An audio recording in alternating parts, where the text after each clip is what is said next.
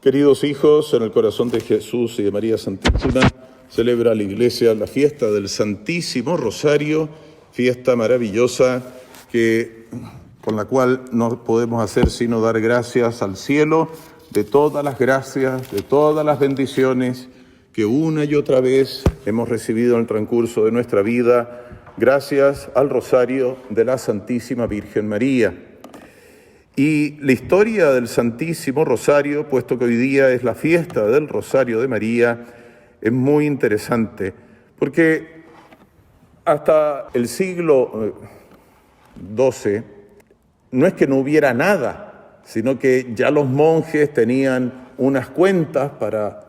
llevar consigo, para saber cuántos rezos habían hecho, ¿se dan cuenta?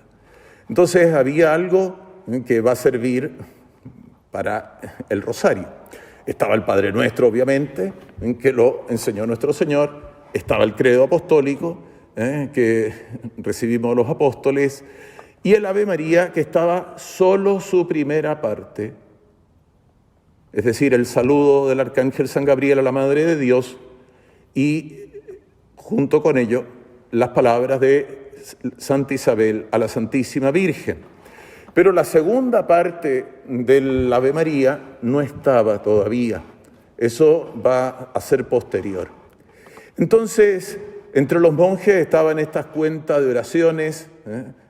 y entre los monjes benedictinos, por ejemplo, se le daba a los hermanos legos que no sabían leer, se les decían, tú reza tantos Padres Nuestros, eran más bien Padres Nuestros, se rezaban algunas Ave Marías, pero era el fuerte, digámoslo así, era más el Padre Nuestro. Por supuesto que no hay ninguna oposición entre el Padre Nuestro y la Ave María, faltaba más, ¿no? Pero un poco la historia, que es interesante, porque va a llegar una emperatriz, una princesa de Oriente, una princesa de Constantinopla, que se va a casar con el emperador del Sacro Imperio, y esta princesa va a quedar sorprendida, porque en el centro de Europa, estamos hablando de España, que es un caso un poco especial, porque en el centro de Europa a ella le dio la impresión como que no había una devoción muy encendida, muy fervorosa a la Madre de Dios. Y esto es de mucho importancia, porque los cristianos de Oriente justamente tenían esta devoción muy entusiasta, muy fervorosa. Había un marianismo muy grande allí. Basta, por ejemplo, para citar a San Efrén el Sirio, llenos de cantos admirables a la grandeza de la Madre de Dios. Entonces, el punto no era tanto que no se conociera, por supuesto, sabían que la Virgen Santísima era virgen, sabían que era purísima, que nunca había pecado, el dogma estaba claro, pero el aterrizaje, digamos, a la vida piadosa del pueblo cristiano en el centro de Europa no estaba tan claro cómo se va a hacer después. Porque esta princesa va, al tomar con sorpresa esta diferencia que vio ella, va a dedicarse a fundar monasterios a los cuales a todos les daba el nombre de la Santísima Virgen. Y eran monasterios en Occidente, monasterios benedictinos. A todos les comenzó a poner nombres de la Virgen Santísima. Y entonces, de allí al siglo XII, van a comenzar una serie de comunidades devotas que son fruto un poco de la reforma de la orden benedictina por parte de los monjes cistercienses, donde está nuestro gran y admiradísimo San Bernardo de Claraval, que va a ser uno de los más grandes propagadores de la devoción a la Madre de Dios en todo el occidente cristiano.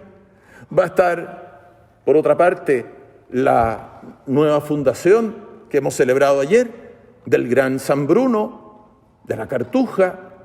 que va a ser justamente el meollo, el centro por el cual se va a vivir, se va a respirar, se va a despertar y se va a morir, que va a ser la Santísima Virgen María. Un título de gloria del gran San Bruno y de sus discípulos. Y después van a comenzar a aparecer los 7 siervos de la Santísima Virgen, los frailes franciscanos, los dominicos con Santo Domingo. Y aquí nos acercamos, ¿por qué? Porque justamente todos ellos van a tener una impronta mariana muy notable. Es decir, el trabajo que hizo esa princesa en Occidente va a rendir mucho fruto. Y no hablo de España porque en España, por cierto, había estado muy presente la influencia de Oriente y por lo tanto en ella siempre brilló la devoción extraordinaria a la Gran Madre de Dios. Y entonces, ¿cuál va a ser, digámoslo así, la novedad del rosario de Santo Domingo? Como hay distintos rosarios, todos son rosarios de la Virgen, por supuesto, pero Santo Domingo va a ser la estructura, va a ser la meditación en 15 misterios, y después de Santo Domingo, que va a recibir esta gracia especial en vistas a combatir la herejía maniquea de los cátaros, va a aparecer un nuevo dominico, el Beato Alano de la Roche, que va a ser el que va a renovar la devoción al Santísimo Rosario y va también él a instaurar de manera especial las cofradías en honor al Santísimo Rosario. Y de allí entonces ya estamos listos para la segunda etapa del Santísimo Rosario, de su gran historia, que va a ser que el descubrimiento de América y la batalla de Lepanto, que es la que origina propiamente la fiesta de hoy. Un 7 de octubre de hace más o menos, ¿no es cierto?, 500 años, va a triunfar las armas cristianas frente a la insolencia del Imperio Otomano musulmán. Los cristianos están divididos entre sí. El Papa San Pío V logra que las tropas del ejército pontificio de la República de Venecia y de la Armada Hispánica se alíen, se unan y vayan a enfrentar al enemigo, pero que humanamente se da por sentado, de que van a ganar los musulmanes, no los cristianos. Dense cuenta, Francia, es una vergüenza histórica esto, el rey de Francia apoyaba a los enemigos de la cruz, era aliado secreto del Islam. Y entre los barcos de los cristianos,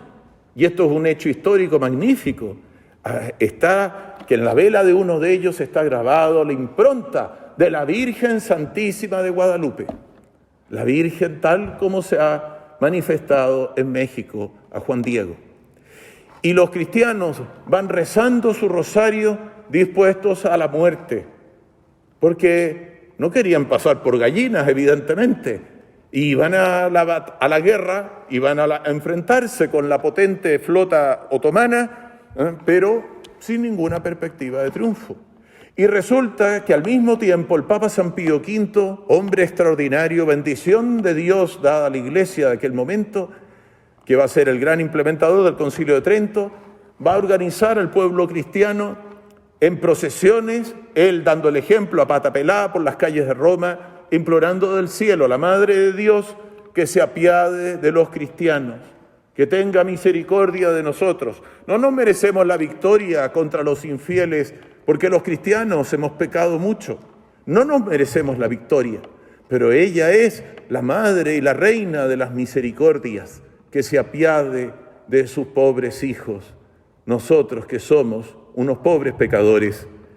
Y allí, presididos por don Juan de Austria, van a enfrentar al enemigo, y la que es reina de cielos y tierra va a cambiar los vientos que van a desarticular la flota infiel y va a permitir el ataque exitoso de las tropas cristianas que iban más bien a morir, y resulta que resultaron victoriosas por la bendición del Santísimo Rosario. El Papa San Pío V se entera de la victoria, ilustrado sobrenaturalmente. En el mismo momento, en Roma, el Papa anuncia el triunfo de la Madre de Dios sobre los infieles. Y esto va a significar fiestas en toda la cristiandad. Y por otra parte, va a significar una especie de glorificación permanente del Santísimo Rosario por todos lados. Y va a cundir y se va a institucionalizar una práctica muy bonita y que en América, dicen los que han analizado la documentación, prácticamente fue el signo distintivo de todos los indígenas cristianos, el llevar colgado del cuello el Santísimo Rosario. No había nada que le fascinara más a nuestros antepasados, los indígenas que poblaban estas tierras, que todos tenemos alguna sangre local, obviamente, era llevar impuesto el Rosario de María sobre su cuello. Y por eso, por ejemplo, en el caso nuestro de Chile, ha sido claramente esto develado, digámoslo así, de que toda la primera etapa de la llamada, con toda razón, conquista espiritual de Chile y de toda América, en el caso de Chile, indudable, de que todo se debió al rezo del Santísimo Rosario. Y en México lo mismo, y en Perú lo mismo, en todos lados fue lo mismo, pero en Chile no fue excepción, fue el rezo del Santísimo Rosario. Por eso, hijos, esta victoria del Rosario, esta victoria de la Virgen, esta victoria de este lazo tejido de amor de la Madre de Dios con el cual nosotros nos amarramos al cielo, es como el cordón umbilical que nos une con nuestra Divina Madre Celestial, no puede ser de parte de nuestras olvidado o que se nos rebaje el aprecio hacia Él, sino que todo lo contrario. La fiesta es para eso, para renovarnos en su devoción, y para eso es, por cierto, el mes del Santísimo Rosario. Y puesto que estamos en fin de semana largo y bueno, no somos tantos, pensaba hacer una pequeña procesión, pero hagamos como hemos hecho todos los días del mes del Rosario, que rezamos la tercera parte, la corona de gloria, ante el Santísimo expuesto, pidiéndole a la Madre de Dios que ella nos obtenga del corazón de su divino Hijo, de las llagas preciosas y gloriosas de Jesucristo, la gracia del triunfo de la Iglesia en estos tiempos de tanta confusión, de tanta pérdida de fe, de tanta maldad, la conversión de todos nosotros, de nuestras familias, que nuestra patria vuelva a las sendas del Santísimo Rosario, como toda nuestra América y como todos los cristianos, y que todo el mundo esté dulcemente cautivado por las ternuras de María que se manifiestan en este instrumento maravilloso que ella nos dio del cielo. A ella, a la Reina del Santísimo Rosario, nos entregamos de corazón. Ave María Purísima.